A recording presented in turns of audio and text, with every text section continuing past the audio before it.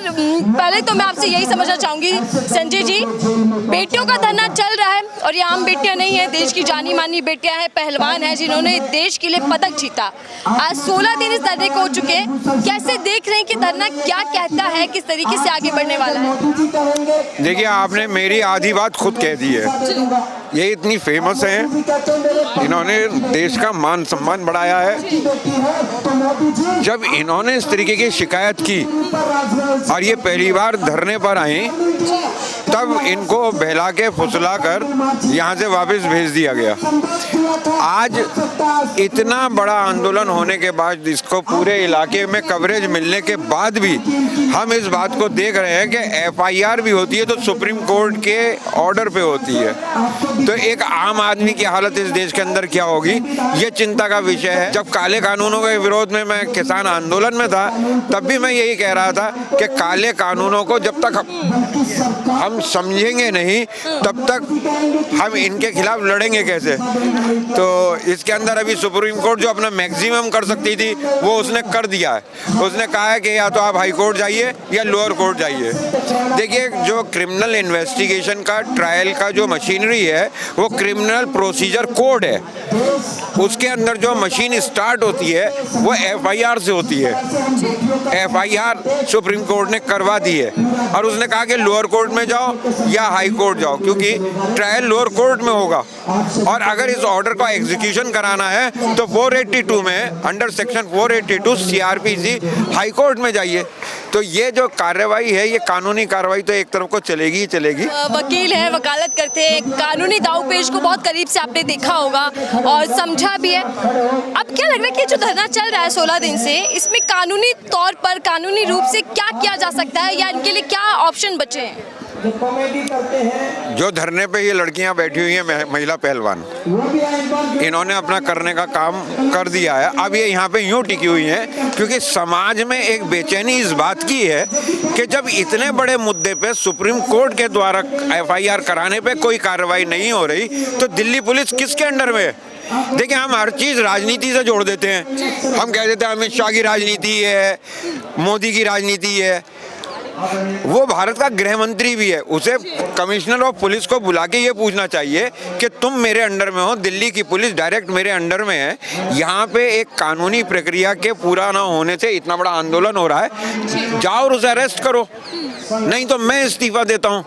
तो अब ये नौबत ऐसी लग रही है कि अगर मैं खुद होऊंगा इनकी जगह, तो अदालत में तो मैं कमिश्नर ऑफ पुलिस के खिलाफ जाऊंगा, लेकिन जब धरने पे आऊंगा तो अमित शाह के खिलाफ आऊंगा, गृह मंत्री के खिलाफ आऊंगा कि तुम क्या कर रहे हो। सिर्फ धरने पे आऊंगा, उनका इस्तीफा मांगूंगा, कोर्ट जाऊंगा। तो धरने पर बैठ जाते हैं पहलवानों के साथ, तो आप सीधा इस्तीफे की मांग करेंगे?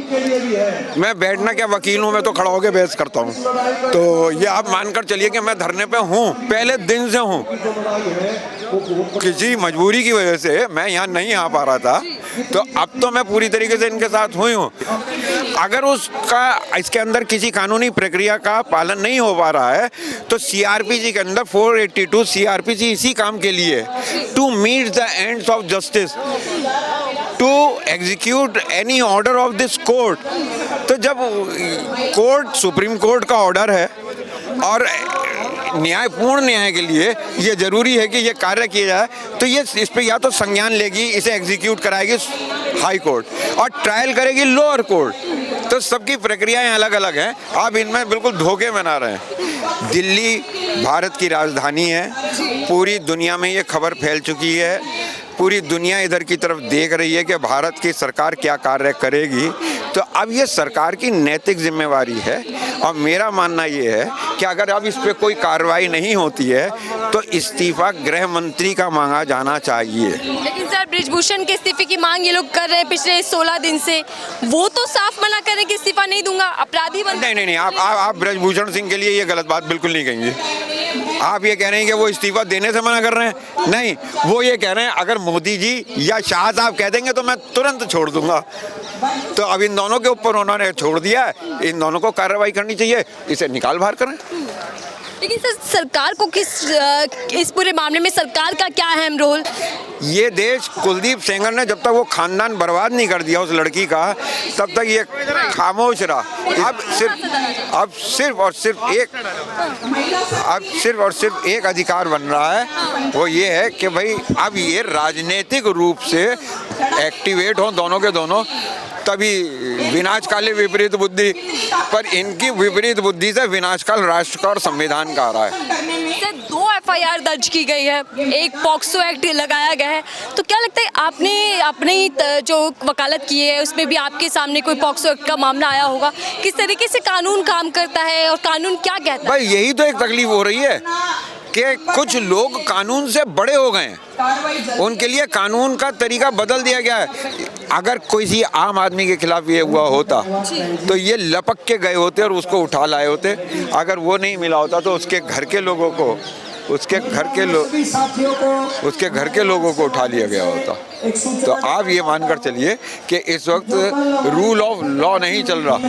हमें बस कोशिश अब ये करनी है कि सुप्रीम कोर्ट के ऑर्डर को एग्जीक्यूट कराना है कि भाई FIR हो गई, इसमें गिरफ्तारी होती है, इसलिए इसकी गिरफ्तारी होनी चाहिए, उसके बाद इसको बेल मिलनी चाहिए, ये जेल जाना चाहिए, उसके बाद ये बेल के लिए अप्लाई करे, उसके बाद इसका ट्रायल हो। भाई मैं समझना चाह रही हूँ, जो पॉक्सो एक्ट लगा है सर, तो उसमें कितने दिन में बयान दर्ज हो जाता है, कितने दिन में गिरफ्तारी होती है? क्या वही जो सामान्य तौर पर कानून काम करता है उसी तरीके से यहाँ पर काम हो रहा है? मैंने आपको शुरू से बता दिया, अगर सामान्य तौर से कोई भी काम हो रहा होता तो FIR सुप्रीम कोर्ट के कहने पे नहीं होती, अपने आप ही होती। कितने वक्त में गिरफ्तारी होती है? तुरंत। और यहाँ तो 16 दिन ठहरने को हो गए, FIR दर्ज किए हुए 5 से 7 दिन। 16 दिन क्यों गिन रहे हैं आप? जनवरी से चार्जेस तो वही हैं। कमेटी बनाई गई, आश्वासन सरकार की ओर से दिया गया। नहीं, तब ये समझ में नहीं आया था कि ये लोग यहाँ से उठकर क्यों गए थे। तब ये बात समझ में नहीं आई थी। वही किसान आंदोलन वाली बात, किसान खाली हाथ नहीं जाएगा, किसान खाली हाथ नहीं जाएगा। काले कानून लेके आए थे, वो सरकार ने वापस ले लिए। हमने जो मांगा उसने दिया नहीं, तो किसान खाली हाथ ही तो गया था। हम तब भी बहकाए गए थे, फिर इन्हें बहका लिया गया। अब कमेटी के सामने जाएं, किसी के भी सामने जाएं, चार्जेस वही हैं, गिरफ्तारी होनी चाहिए थी। आपको तब बहला लिया था। अब FIR हो गई है सुप्रीम कोर्ट के कहने से, तो अब इसकी गिरफ्तारी होनी चाहिए, इसका ट्रायल होना चाहिए, और कानून को रूल ऑफ लॉ एस्टेब्लिश करने के लिए कानून को कानून के हिसाब से चलना चाहिए। सर क्या पहलवान जो लड़ाई लड़ रहे हैं, खासकर महिला पहलवान इंसाफ की बात कर रहे हैं, ये सिर्फ कानूनी दाव पेच से ही लड़ी जा सकती है या फिर कोई और रास्ता भी बचता है, या फिर धरना ही एक आखिरी समाधान है? भाई इन लोगों को कोई शौक नहीं है, या हमें कोई शौक नहीं है कि हम लोग सड़क पर उतर के आए हर बात के लिए। उस सरकार ने कह दिया है कि राजपूतों का मामला है, राजपूत और से जाट करने की कोशिश करी, इसे एक जाति विशेष का बताने की कोशिश की गई।